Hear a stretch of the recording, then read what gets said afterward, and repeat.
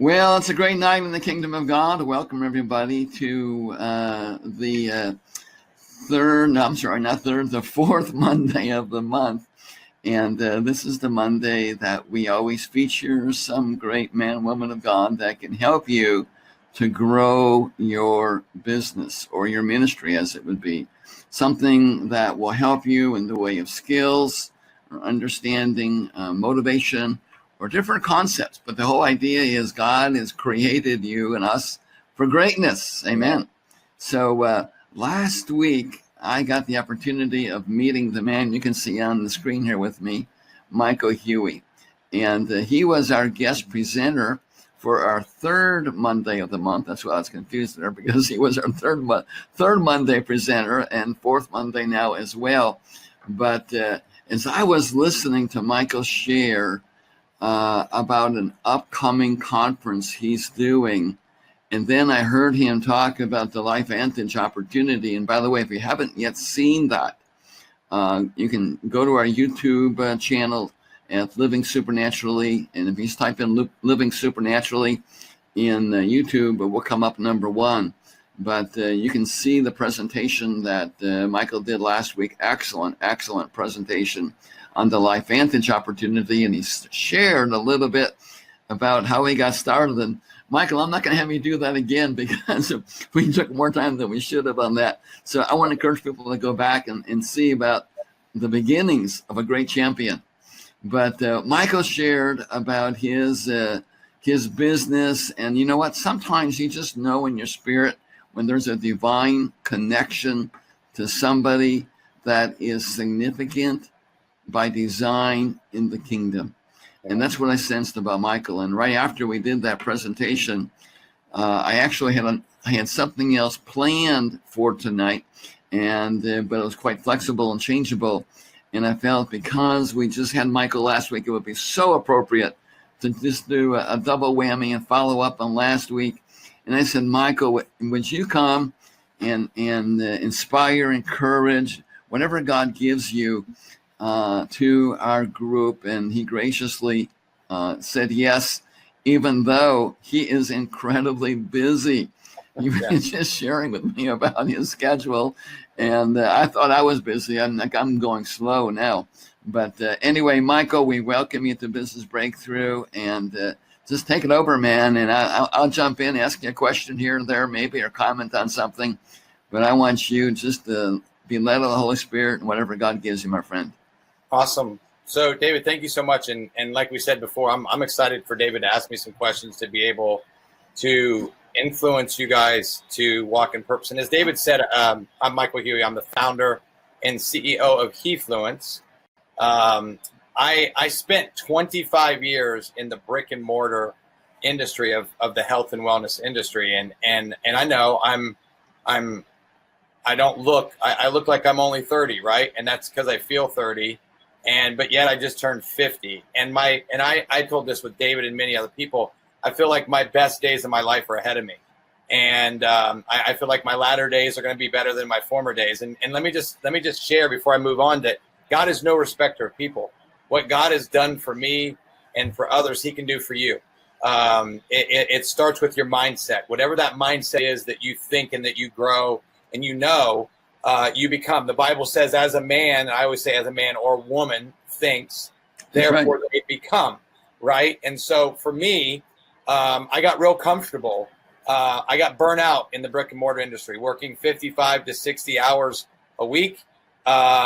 Recently married, didn't know it, obviously God knew what he was doing. I got married later on in life, and it just was tough. It was challenging enough to know that I was working way too much. And God knew, he prophesied over me that he was getting ready to give me something new, and that what I'd been doing would come back full circle in a time of after rest and recovery. And I was like, oh no, what am I going to do? Right? No, I wanted to say, no, he's not, and just keep on grinding. And then the next thing I do, I'd look back and I'd be 65 and I'd be like, oh crap, what just happened to the rest of my life? Right? So that came about. And what you saw last week in LifeVantage, a legacy company that I believe is changing the industry, the way people think about their health. just like my wife and I talked about this today, just like Steve Jobs, eliminated the payphone and the beaker and really pretty much the camera, because unless you're a photographer, you don't see many people buying cameras anymore. And if they do, they're not using them. They're either using them to do stuff like this, or they're using Zoom or Webinar Jam or something like that. And so a year ago, I relaunched He-Fluence. He, being God, influences me to help men walk in purpose. And I know those of you women are saying, well, what about us, right? Well, my wife and I have committed to getting He-Fluence where it's supposed to be. And we now have a television program that's going to start sometime this year towards the end of the year. We've kind of postponed it because we know it was God's timing. And God's timing is let me just share this with you. God's timing is way better than our timing. I had an expectation that it was going to start this month. And then I just told David, I had my good friend, Jade Fulford, over here at my house yesterday. And he just rocked my world. Like the Holy Spirit came in and said, this is what I want you to do. And it was like fitting those last couple pieces of the puzzle together. You can have a puzzle scattered all over the table, and you start to put it together, and you get down to those last couple pieces, and then God just fits them in. You don't fit them in, God fits them in. And so when He-Fluence came about, I realized that was my purpose, to walk with the He-Fluence is to help men walk in purpose in health, relationships, and business. And I'm just going to be real and honest with you. I don't believe that there's anybody out in this industry of the life coaching and health and wellness and industry that does what we do. The results are there. And what we want to do is what my wife and I believe, that if the man is prospering inside the leadership role of the home, the rest of the house falls in order. And that's God's word. It matches up with God's plans and purposes and word for the home and for the family. So I'm super excited that David took the opportunity to say to me today, Michael, we want to know your heart. And today, I've been praying all morning about this time together with you guys today, that you would, as you watch this, and it's really funny. I was just, as you heard David mention, I was just in Oklahoma this past weekend, and I had seven wives come up to me afterwards and say, I want to send my husband to your live event. And it's really funny. One of our good friends, how I met David, is Dr. Stephen Tinas, and his wife said, I want to send him 2 extra days so he can spend more time with you. And I just laughed, and Stephen laughed. So David, so I'm super excited. Thank you for sharing and just allowing me to be here with you today. Hey, real quickly, Michael, is there a prediction of sort for a She-Fluence? That's really funny. No, not She-Fluence, but a ministry, because would be. No, that's it. It's so funny. Like, the anointing is definitely here. Because we bought the She-Fluence domain. We will eventually here launch She-Fluence, because my wife and I do work with couples. We have a lot of couples that come into our program. The husband comes in and they say, well, what if I pay you more and you work with me and my wife? And that's fine. We do that. We just don't. We want to do things in order, David. I think the body of Christ has done so many things in entrepreneurship and in ministry and stuff out of order, where, men are ministering to women and vice versa, and it's just not really comfortable. And so when I prayed about this and my wife prayed about it, I want to help men become the best version of themselves. And before you ask the question, David, I'll just share this last piece. This is what I really think is important. If you're a man watching this, or you're a wife, and I had a lady call me today who found me through another ministry that my wife and I did a Bible study in. And she said she's been struggling in her marriage for 35 years because her husband has just not taken that leadership role. Imagine being in a marriage for 35 years and your husband never leading and never guiding you. And we get these all the time. So what a young entrepreneur, born again Christian guy named Ed Milet said this. He said, I believe God is creating this David and this Michael, and it's all his gifts and all his talents. And he said, I don't know about you, but I want to wake up every day and follow the prompting of the Holy Spirit. So one day when I have to stand before God, when I pass away or when God brings me back, And I look at that person and I put my arm around him because he's my twin, not because I'm looking at him and saying, who is that? And God says, that's the person I created you to be. So I believe my mission is to help men be able to do two things: walk in purpose, and to be able to stand before God one day and hear him say, well done, Amen. good and faithful servant. So, yeah. Now, just to encourage the ladies that are watching now, we're talking about the ministry of He-Fluence and ultimately She-Fluence. But I'm confident Michael's going to be digging into concepts here today that are going to be good for every man, woman, and child. yes. So take it away, Michael. What do you speaking of, men and women that are in business, in ministry, what do you think is really important for them to take away from today's session? Well, I think one of the things that really people have to start with is intentionality, David. I think that when we start a ministry or a relationship or anything that we're doing in our life, a lot of people are so disorganized. They start with a bad mindset, but nothing they do is intentional. And I have a book here. I thought it was still here on my desk. I think I might have gave it to somebody, but it's John Maxwell's 15 Laws of Growth. And John has been one of my mentors since I was a little kid. He actually pastored the church in my hometown when I was a very young boy. Developed a bus ministry that came by my house and picked me up every Sunday. Wow. And I didn't know it till later on in life. If those of you who don't know, I grew up in an alcoholic father's home. My young age time was very traumatic to me. I watched my mom go through some traumatic things, and I kind of blocked out a lot of that. And I said to my mom, and throughout life, David, that I knew who John Maxwell was. And she said, no, you don't. You don't know who he is. You're just dreaming this up. And then one day I was doing these teachings. He came and taught at LifeVantage, and then he did these verbal teachings with LifeVantage leadership. And he said that he's pastored a church in Lancaster, Ohio. And when he said that, I began to weep like a baby. And I goosebumps on my arm right now just talking about it. And I was like, oh my God, I do know who he is. And he pastored Faith Memorial Church. And then all these visions started to come back, because a lot of times it's okay to block out a lot of stuff that God protects you from as you get older, remembering all of that violent stuff that you went on, right? And so I'm grateful for that. There's a lot of stuff that I know that a lot of people harbor and hold, all that stuff in, and I let it go years ago. I believe God erased that from my memory and healed me and delivered me from all that. But Dr. Maxwell was the pastor of that church, and he started talking about a guy, Mr. Johnson, that was our neighbor down the street, and I was like, wow. And from when I was 5 till I was about 9, that blue bus came by my house every day, every Sunday. And I walked out and got on that bus and went to that church. And I started remembering how big the church was.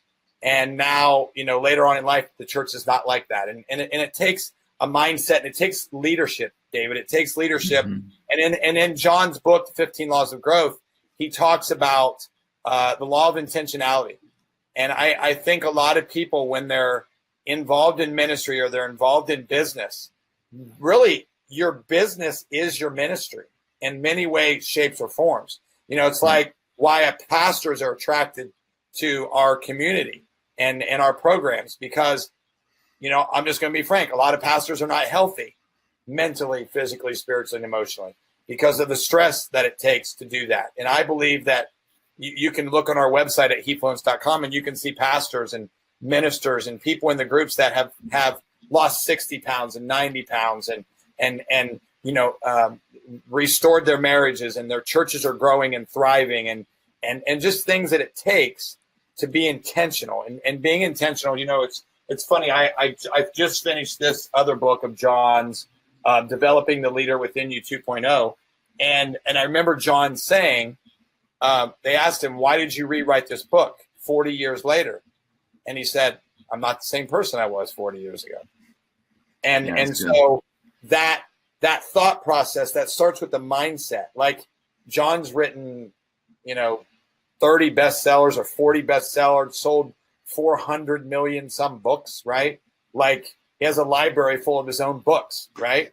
But it's that mindset of doing the same thing every day and getting and having success and change. Because if one of the things he said, hey, honey, sorry, David, my wife get me some water. But one of the things that I'm really impressed by is that John said this, and then I'll let you ask another question. John said this. He said, a lot of people, they always hear this theory that if you fall off the horse, just get back up, right? We hear that, right, all the time, right? David, hold on 1 second. Just get a little drink of water here. And so when we hear that, John said, no, don't do that. Don't just fall off and get back up. He said, find out what you did wrong so that you don't fall off again for the same reason.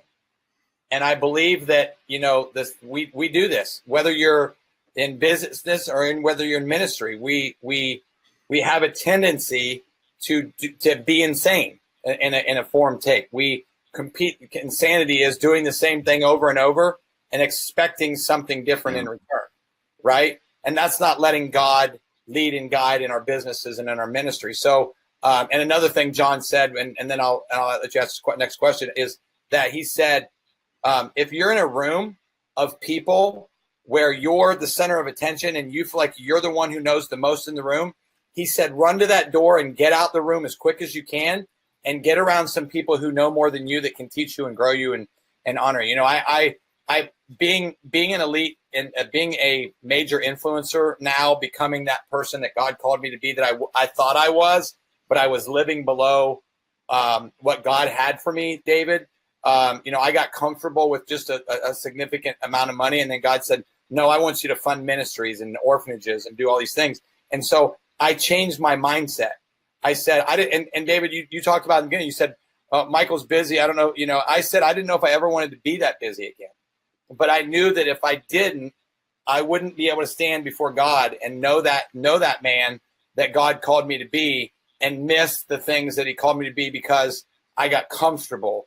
Or I let someone else dictate what my comfortability was going to be instead of letting God say, no, I've got your back. I'm leading and guiding and directing you, and this is the way we're going to go about doing it. So hopefully that kind of gives people a little bit of a revelation of things that they can and can't do. Fear should never be a reason for you not to do a business or a ministry that needs to thrive. It's why when I say at HeFluence, we help people excel in health, relationships, and business. And then I put a slash after that and put ministry, because I believe that you can excel in ministry if you have good health and you have good relationships. That's good. That's what I believe. Something you said there about, we need to be associating with people that are above us. And I heard it said that a friend of mine was a pro golfer, and he had he was tutoring the governor of Oklahoma at the time. And the governor said to him, he said, Bill, your income will be an average of the 10 people that you hang around the most. And unfortunately, Jim Rome said that. If you remember who Jim Rome is, was a Christian entrepreneur, born again guy, said you're the sum of the. Some people say 10, some people say 5, but I think about it. Think about it like this, David. Jesus hung around 12, right? But there were 3 that he was really close to, right? Peter, James, and John. Even like when he went up the Mount of Transfiguration, he took those 3 with him, right? And when he was on the way down, he said, and I believe this totally with the anointing of God, that he knew he could trust those 3 over the other 9 that he took with him. And I'm not saying he didn't trust those others, but just like when he whispered to Peter when he came down the hill and he said, don't tell anybody what just happened, right? Because think about what you just said. If you surround yourself around people that have a kingdom mindset and have a Holy Spirit mindset and God's leading and guiding and directing them, then it'll allow them to know that they're in the right place, doing the right things, and that God is leading them. And once you take steps outside of that it becomes very tough. Yeah. Something I'd like you to think about or comment on here.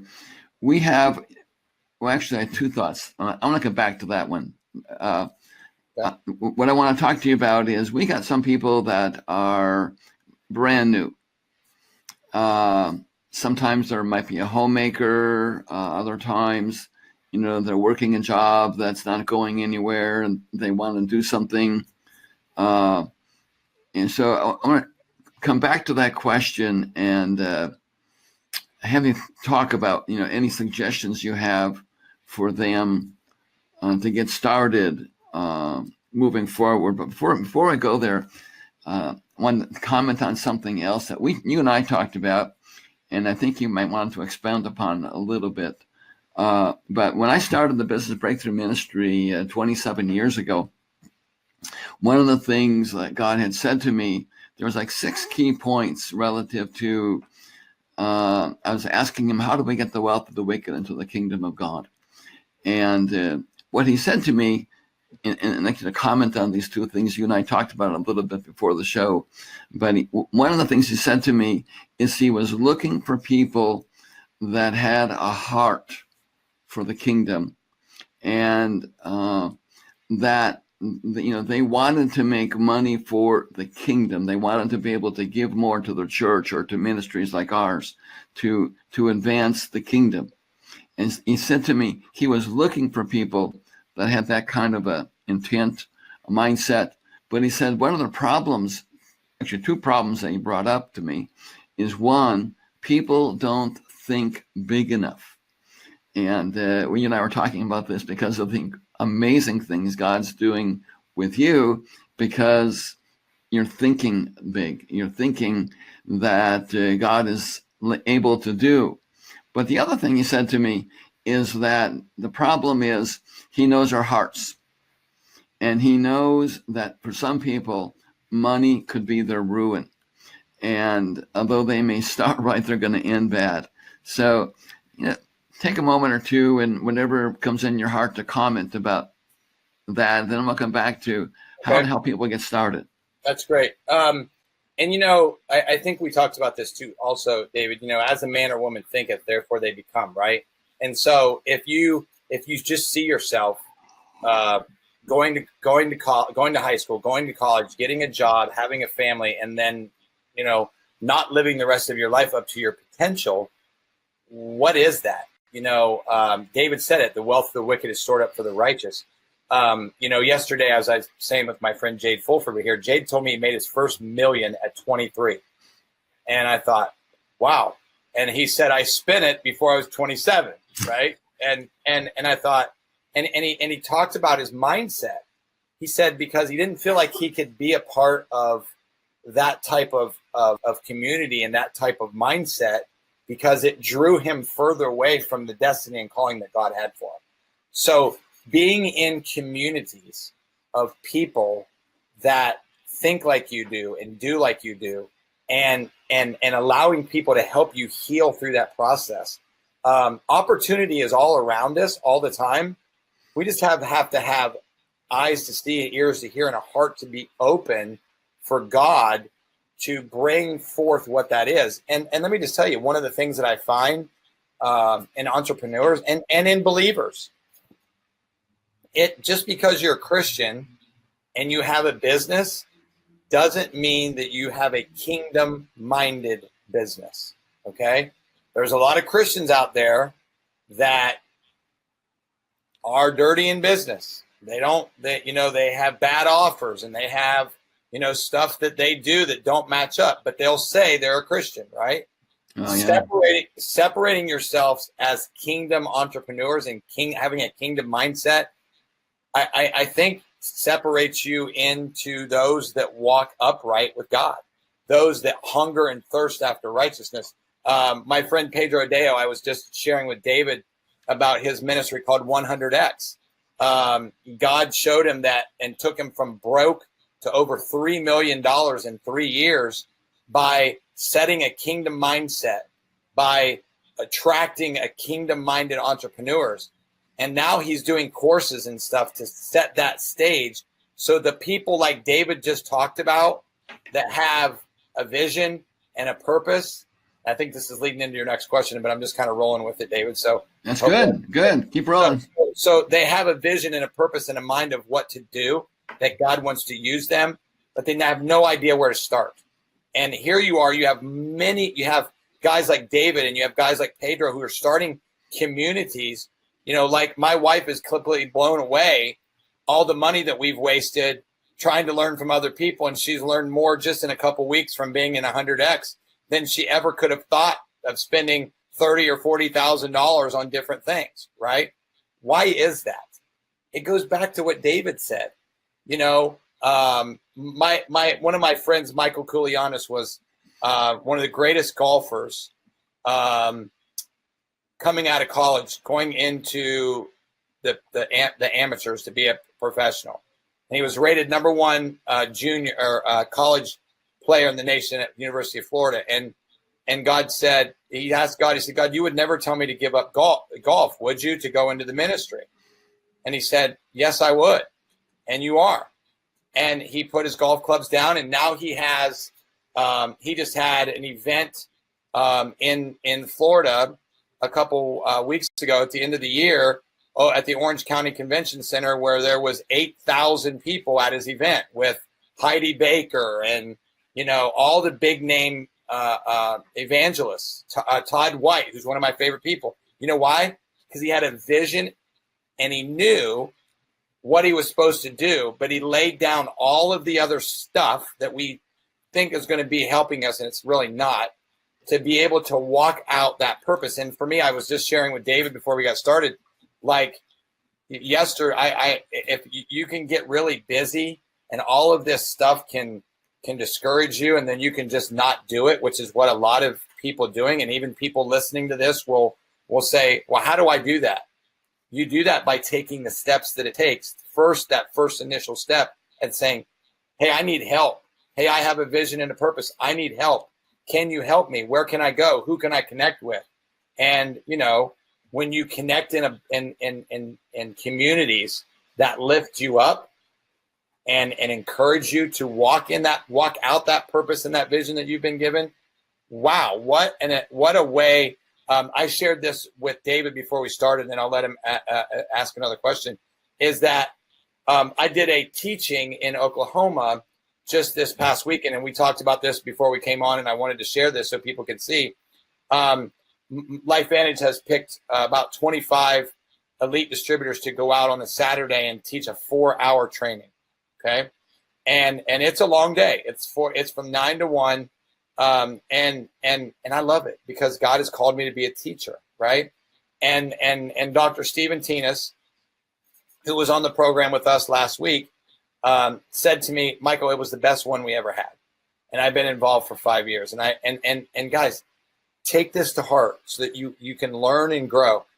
Don't just take all the stuff that people say or people communicate to you. Ask questions so that you know the next steps that you can do to be successful. I said, why?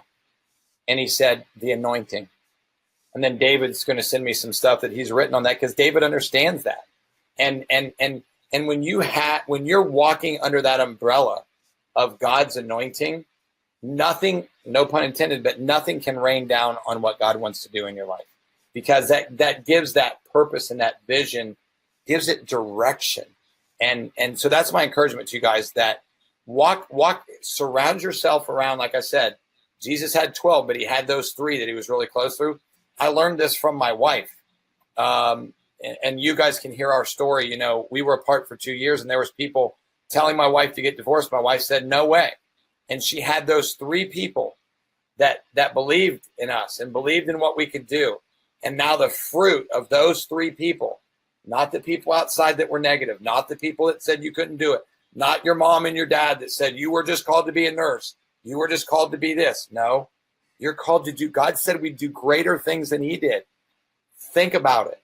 Peter was in the boat as Jesus came across the water, and he was comfortable. This is me. I was Peter.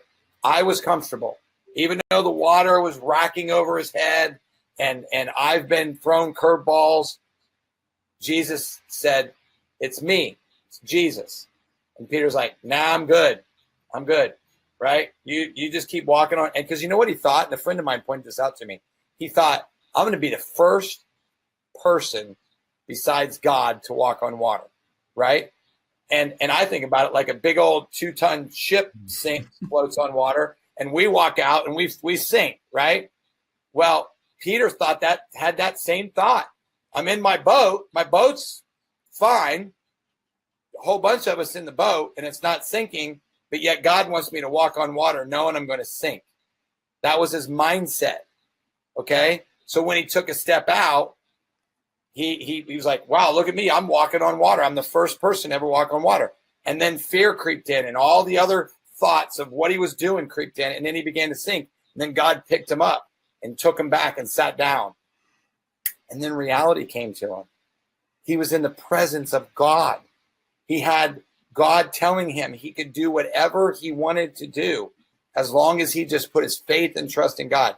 And I'll share this last piece. Is my friend Pedro said this at a conference here in Tampa last week. He said, we're moving, you're moving, I'm moving, David's moving. We're moving at the speed of our obedience.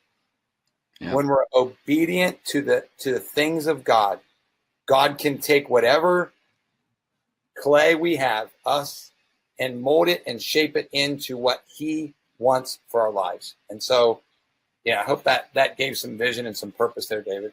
That's awesome. That was awesome. Coming back now to the question that I had, kind of a prelude to the other question.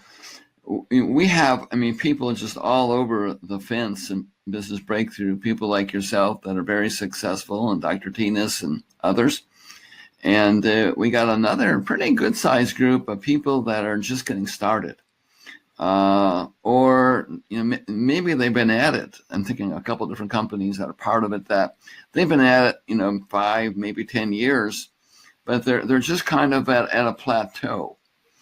And so thoughts, words that might help these people to get to the next level. It goes right back to what I said before. There was people in that room this past weekend that had been in business 2, 3, 4, 5 years, know what they have in their hand, been hearing the right things to do, but never taking action in doing it. There's a difference between being a hearer of the word and a doer of the word. There's a difference between taking and hearing business stuff, and then when it gets tough, you just kind of crawl up in a ball and you say, oh, I can't do this. No, that's God shaping you and moving you and pushing you to become that. So many people quit things that they start because they never allow that sharpening and that growing and that stretching that God does to get us to the point to where we're successful. Nothing my wife and I have done in the last year or two has been easy. It's not been easy. But the fruit of that is now coming to fruition because we had the right mindset. We were intentional with the things we were going to do. I think about this. I had a friend of mine in one of my masterminds. He became the number one real estate agent in all of San Diego in his first year in business, David. And I asked him, I said, Chase, what did you do? And he talked about be, do, have. Be who you're called to be, do what you're called to do, and have what you're called to have. Right? And I said, well, what did you do? He said, I mapped out my non-negotiables. And my non-negotiables were an hour of new exposure and an hour of follow-up every single day. And he said, I put them in my phone and nothing else came interfere with that. And Michael, I didn't follow you on that. What did he put in his phone? He took his schedule of the time that he was going to work his business. Okay. And he did 1 hour of exposure of his business to either warm market, cold market, whatever that was. Okay. And then he did 1 hour of follow-up of people he'd already exposed his business to and exposed his services to. And he did that every single day. So he's intentional about everything that he did. And most of the time people hear, like this weekend, people heard a bunch of information and hadn't taken any action in a long time. So I asked them that. I said, what have you guys been doing that has not allowed you to have success here in Oklahoma? And they said, we come here and nobody's taking any action. So I made them text me from Saturday to Tuesday what they had done. Okay. And David, we know this. John Maxwell talks about it in his book. He talks about the Peralta effect, where 80% of the work is done by 20% of the people, right? 80% of the giving in the church. So 80% of you hearing this, I hope it's not true, in this group, are going to take this and grow and be stretched. So that's the biggest thing, is that these people started to text me, and guess what? 20% of the people texted me. All right, because they received the information and they took the action that it took to become and grow and share their business. So no matter what you do, you can learn all you want about a business, but action is what is, to me, the most important thing when you have a business. Is we all know that fear is a liar, and it's the number one thing that keeps us from being successful in my experience in business. But when you're overcoming your fears, the only thing that makes you go backwards is just like when Lot turned around and looked back at Sodom, and he turned into a pillar of salt because he was still focused on the things of his past. Stop focusing on the things of your past, what people say. Your identity is not in what people think about what you're doing. It's in who God's called you to be and what you're doing right at this present time. That's good. Well, Michael, we got about 10 minutes left. So in these 10 minutes, think about, what would be, some of the most important things. Now, you mentioned a whole bunch of them already. I mean, and this last one I think was so valuable, in how your friend, crystallized 2 hours a day for 2 different activities, and it was non-negotiable. That is, everyone here, I'm telling you, that is valuable. That's worth the cost of admission right there. I agree. I mean, I'm going to start doing that, because, one of the things I have for Vision for Business Breakthrough is to see it grow. And I've known, that I know so many people. I mean, like a Rolodex full of people. In the back of my mind, I'm thinking, I need to call some of those people. And I think about that all the time. But I have yet to do what you just said. Carve out 15 minutes, an hour, or whatever. But every day you're going to work on that particular task. And everybody, David, everybody that to comment on that real quick before you go on with this last part, is everybody has the same ability to do that. I even say that it doesn't matter whether you're 20 or 50 or 70, right? You most of us have what I call a smartphone. There's dumb phones and smartphones, right? My dad finally just got a smartphone this year, and he's 80. He's like, I guess I got to figure out how to use this. Of course, of course you do. It's you either figure it out or you never understand your own potential. And I think when you carve out time to be diligent, like I downloaded an app that my pastor told me called Echo Prayer App, EHCO, and I just told David about it before then. It's like David, he wants to create something very similar to that, but scale it higher than that, make it even stronger and better for what he's doing. So imagine if he had that thought and all of that purpose, and he just went, nah, I don't have the funding for it, or whatever he thought his thought process was, and he just put it. Do you think that God's going to hold him accountable for the things that he's deposited inside? Of course he is. So yes, David, absolutely. All right, so we got 7-8 minutes left here. Closing thoughts. One of the things that I think we kind of talked about a little bit, maybe it's not what you think is the most important thing to close with, but vision and purpose, and that mindset you want to maybe add any more to that, or maybe there's one more thing that it's in your heart, an important takeaway, and then the last couple minutes want to giving you opportunity to tell people about your upcoming conference. Awesome. So thank you so much for just the time to be able to share my heart and be open. And I hope it's been as good for you as it's been for me, because I always say, I told them this weekend in Oklahoma that the person that usually does these interviews is the person, myself, that's teaching and speaking. I usually learn the most when I'm doing this, because I'm talking about things that I need to work on and that things that I've been perfecting and sharpening. So I would say the number one thing that you have to do in the closing is you have to invest in yourself. You have to invest in yourself. It's the number one thing that any male or female or millennial or Gen X or whatever you are has to do to grow in life. You have to invest in yourself, in your physical body. You have to, in your relationships, and that relationship being your relationship with God. If you do not invest in yourself, many people will tell you it's the hardest thing to do to grow a business when you're not healthy on the inside, when your physical body is not healthy, when your relationships are not healthy. I'm building relationships more than I've ever built relationships in my life. I'm investing in myself and investing in others. And I wanted to take that to the next level, is invest in yourself, but invest in others. Be a servant leader. Be a servant leader. Allow yourself to build a brand, right? A brand that God can be proud of. You've heard it. David has a brand, right? But build a brand that God can be proud of. And that when other people look at you, they don't look at He-Fluence. They see the name He-Fluence. They're attracted to it. But what they're attracted to is the Jesus that lives inside of me.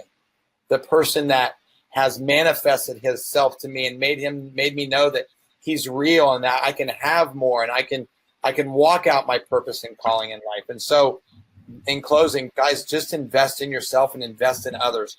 Relationships are the most valuable thing that you can do, whether it comes to your health, your relationships, your ministry, or your business. That is the most important thing. So David, thank you so much for allowing me to share my heart today and just let God lead and guide me. Because I know when I go back, I'm going to be like, who did the talking? Jesus did the talking. So thank you so much. Well, all right. We want to hear about this upcoming conference yet, but any thoughts? I mean, you just said something very dynamic, and we've skirted around it with the idea of associating with people that know more than you, associating with people that are richer or more successful than you. What would be your recommendation for somebody that says, well, that's a great idea. How do I do that? Well, that's funny. Join communities. When there's a lot of Facebook communities. There's a lot of groups. Start joining groups. Start creating content. Start doing stuff on Facebook where you're creating Facebook Lives. My wife is doing it. She was doing it earlier today. We're a part of the 100X community, and we're starting to see all these people that we really just love to connect with.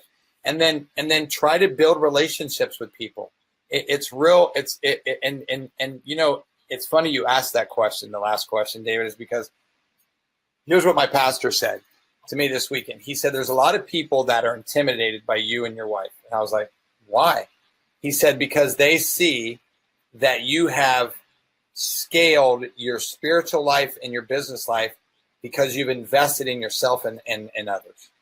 And so if you can get yourself, attend events. I'm getting ready to tell you about one if you're a male to attend. But if you're a female or you're an entrepreneur, attend events. I'll share this last piece. Is when I started LifeVantage, okay? And here's why everybody knows who I am in LifeVantage. Not because I'm an elite distributor, not because of anything else, but because of God. But one of my mentors said, he said, when you go to events, and I've never missed an event as long as I've been involved in LifeVantage, because I know where it's going. I know how big the company's going to be. I know it's going to be a $10 billion company one day. I know that, okay? But he said, when you go to these events, He said, look at the people that migrate to the front of the stage when the event's over, where all the elites are, and watch the distributors that come there. They will be the eventual elites. They will be people that you'll get to know. So build relationships with people. Don't be intimidated by somebody who has a status, because God is no respecter of people. What he's done for them, he can do for you. Yeah. What I've noticed, and I'll finish this, I've noticed this in a lot of entrepreneurs. They came from nothing because they got around the right people, and they had good mindset, and they invested in themselves, and then they scaled their life and they scaled their business. That's the answer. Well, that's good. All right. Well, tell us that how to connect with you or participate in your upcoming event. Awesome. So as I said, we're going to be on the Christian Television Network starting in November. We've extended that for a couple months just because it's just not, the timing is not right. But I'm having a men's event only. Sorry, ladies. But it's for men. It'll be in Tampa, Florida. It's going to be a 3-day event. It'll be a Friday night mixer, social and gathering. And then it'll be all day Saturday and all day Sunday, November the 1st through the 3rd. It'll be at the DoubleTree Hotel on West Shore Boulevard in Tampa, Florida. And if you want more information, you can connect with me on Facebook at Michael David Huey or at HeFluence.com. But Facebook is, we haven't ran a funnel or have even sold tickets, and we've got about close to 40 people that have said, I want tickets, right? So, and we're only going to sell 100 to 120. That's how much the room holds. So we're going to have about 40 VIP and about 60 to 80 general admission. And those will start going on sale, David, about the middle of February. So either way, they can contact. And if you want my email address, I'll share that real quick. It's Michael, Michael, at HeFluence. It's He, He dash Fluence, Fluence. So it's Michael at He-Fluence.com. So David, thank you so much. I'm excited to just have been able to meet you and connect with you, and I'm excited for what you're doing. And I just think it's, like you said, it's a divine appointment. So thank you so much. Amen. For having me. Amen. Well, Michael, thank you. It's been a great program, and I'm going to look forward to having you back. And I'm confident I'm going to have so many people say, "Oh, that was awesome. When's he coming back?" So I'm going to tell them by faith real soon. Awesome. Thank you so much, brother. All righty. God bless you. Good night. God bless you. Thank you.